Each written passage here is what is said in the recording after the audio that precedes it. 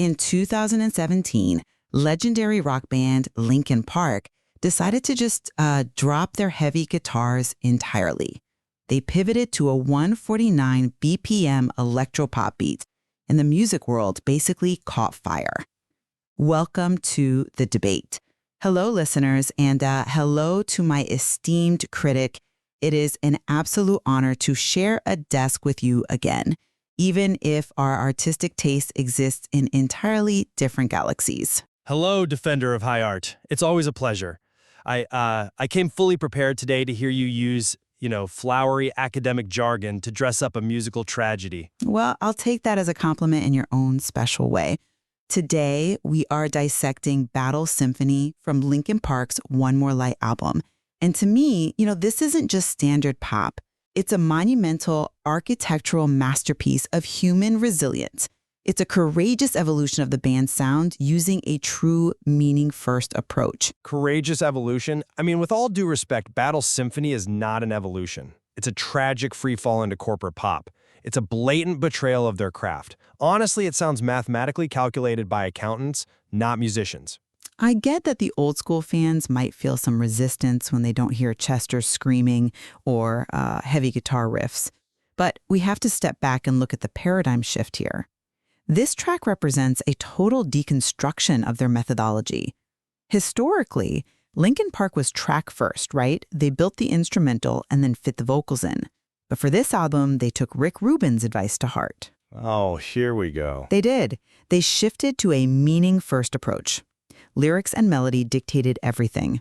The process started with them just sitting in a studio, airing out their anxieties, creating this emotional database. Just look at the lyric, "If my armor breaks, I'll fuse it back together." Yeah, real poetry. It is. They chose the word fuse instead of a basic word like fix. In a scientific context, to fuse is a complex chemical and physical process. You utilize immense heat and pressure to melt broken pieces into a stronger alloy. It is a profound, poetic thesis on human resilience. That is such a beautiful interpretation. Truly. It's like you're reading from an ivory tower. But let's be real here. This meaning-first approach you're praising, the result is completely sanitized for your protection. Sanitized? They're talking about Trana and... Yes, sanitized. You say they started by venting with external pop writers like John Green, but the lyrics we actually got? That is straight-up Hallmark card lyricism. It's shallow, and it's totally manufactured for mass appeal. I completely disagree. Talking about psychological wounds is not shallow. It is when the musical structure exposes the actual intent.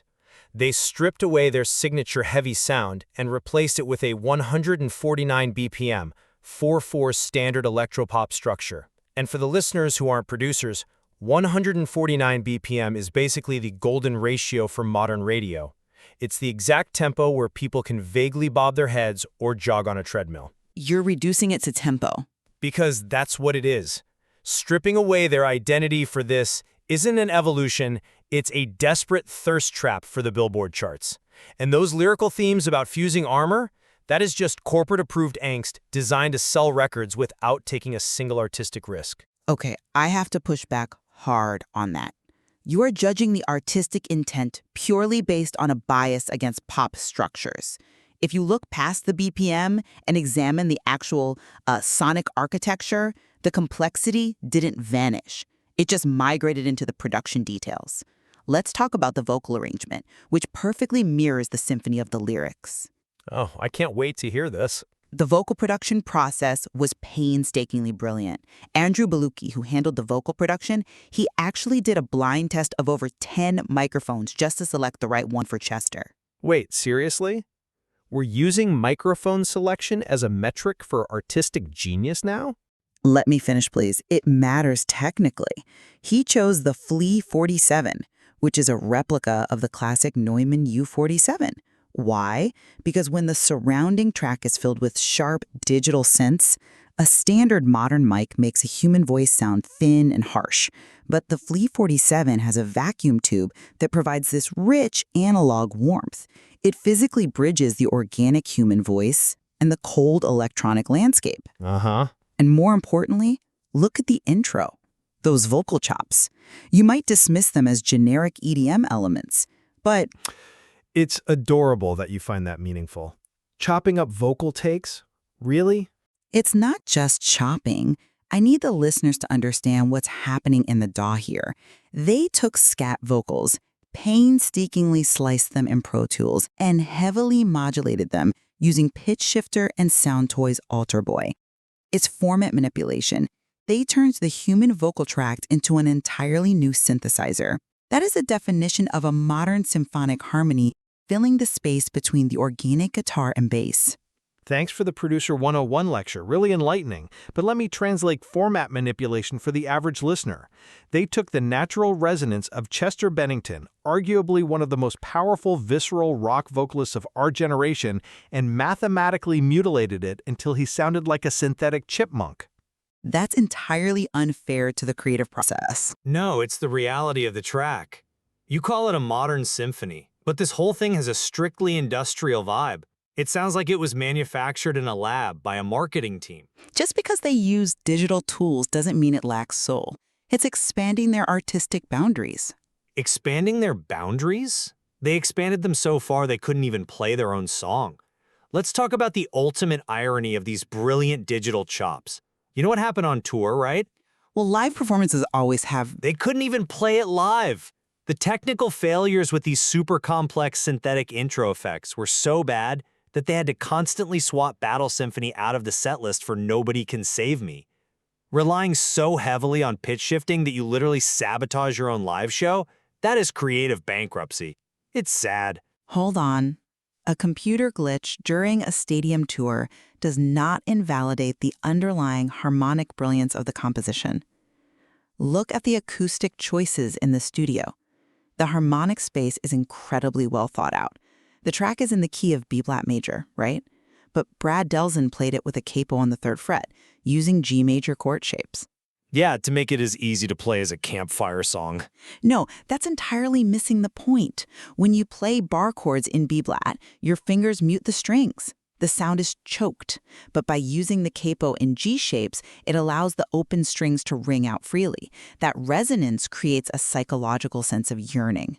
Yearning. Wow. Yes, and in the verses, they deliberately use partial chords to leave empty space in the frequency spectrum. It's an artistic void that leaves room for the vocals, representing the psychological no-go zone mentioned in the lyric, blood on the floor, sirens repeat. The musical structure reflects the mental state perfectly. I have to say, this has the emotional depth of a damp napkin.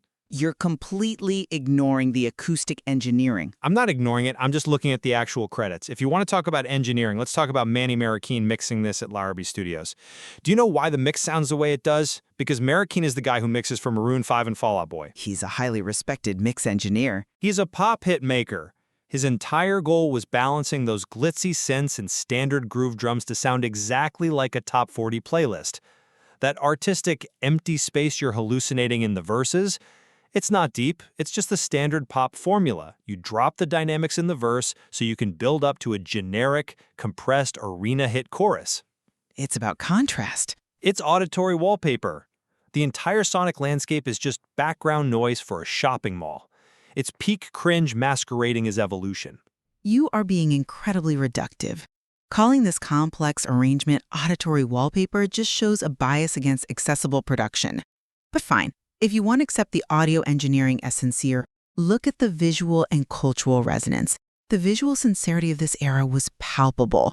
Take the Rafa Toon-directed lyric video. Oh, we're pivoting to lyric videos now? Okay. Yes, because the visual reinforces the thesis. They used drone footage shot by BMX rider Alfredo Mancuso, flying over the 4th Street Bridge in LA. The fast-paced editing, the constant forward motion of the camera, symbolically, it symbolizes the journey of moving past the lonesome defeat the lyrics describe. It physically pulls the viewer forward. I didn't realize we were reviewing a car commercial today. A car commercial? What are you talking about? That's exactly what it looks like. Zipping a drone over an LA bridge with fast cuts. That's not a profound statement on overcoming defeat. It's standard B-roll for a sedan commercial.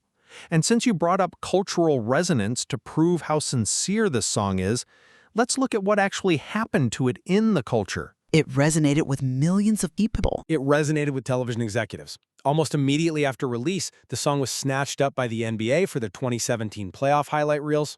Which proves it has an uplifting, universal message. No, it proves it was designed from the ground up as a generic, sanitized sports anthem. That's exactly why you write 149 BPM 4/4 track. It's perfect background noise for a basketball highlight.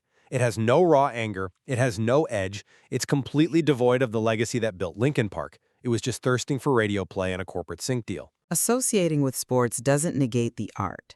Sports represents struggle, failure, and resilience, which perfectly aligns with the thesis of Battle Symphony. Look, we clearly view this through fundamentally different lenses.